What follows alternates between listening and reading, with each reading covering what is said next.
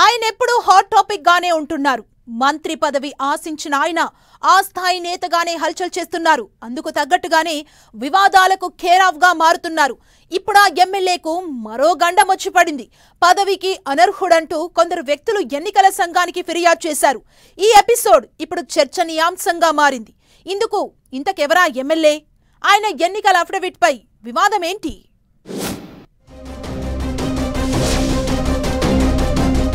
కొత్త వివాదంలో ప్రభుత్వం విప్ బీర్ల ఐలయ్య. ఇప్పటికే పలు సందర్భాల్లో బీర్లపై ఎలిగేషన్స్. ల్యాండ్ ఇష్యూస్, ఆయన వాచ్మెన్ ఆత్మహత్యపై రచ్చ. బీర్ల ఐలయ్య ఎన్నికల అఫిడవిట్పై ఈసీకి ఫిర్యాదులు. తెలంగాణ కాంగ్రెస్ నేతలను వరుస వివాదాలు వెంటాడుతున్నాయి.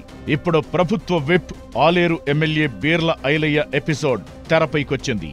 తన ఇంట్లో పనిచేసే వ్యక్తి ఉరివేసుకుని ఆత్మహత్య చేసుకోవడంపై బీర్ల ఐలయ్య వార్తల్లో నిలిచారు. ఇప్పటికే ఆయనపై భూదందా ఆరోపణలు గుప్పుమంటున్నాయి.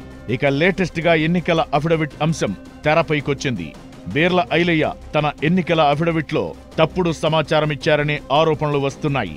ఆస్తుల వివరాలకు సంబంధించి వాస్తవాలను దాచిపెట్టి తప్పుడు సమాచారమిచ్చినట్లు పలువురు బీర్ల ఐలయ్యపై ఈసీకి ఫిర్యాదు చేశారు.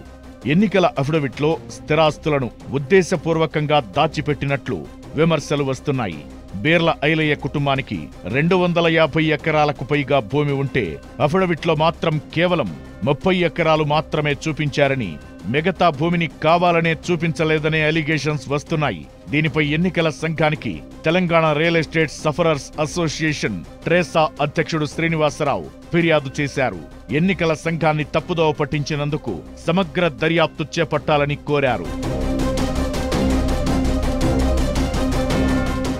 ఎన్నికల అఫిడవిట్ను ప్రజా ప్రాతినిధ్య చట్టం 1951లోని సెక్షన్ 33, 12A నిబంధనను బీర్ల ఐలయ్య ఉల్లంఘించినట్లు ఆరోపణలు వస్తున్నాయి.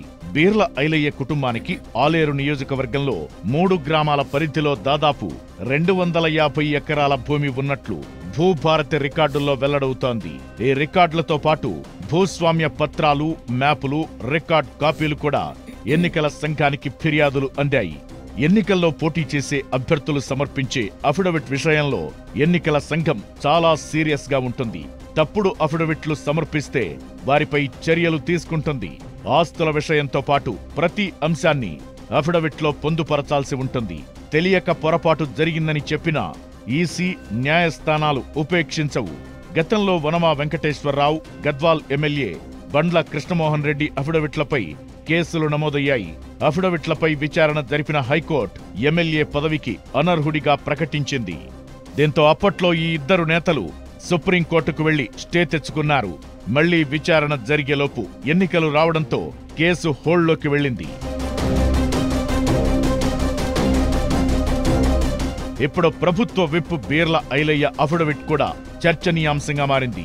ఆస్తులకు సంబంధించి భూముల వివరాలు ప్రభుత్వ వెబ్సైట్లో స్పష్టంగా ఉండటంతో ఐలయ్యకు కూడా పదవి గండం ముందనే చర్చ నడుస్తోంది.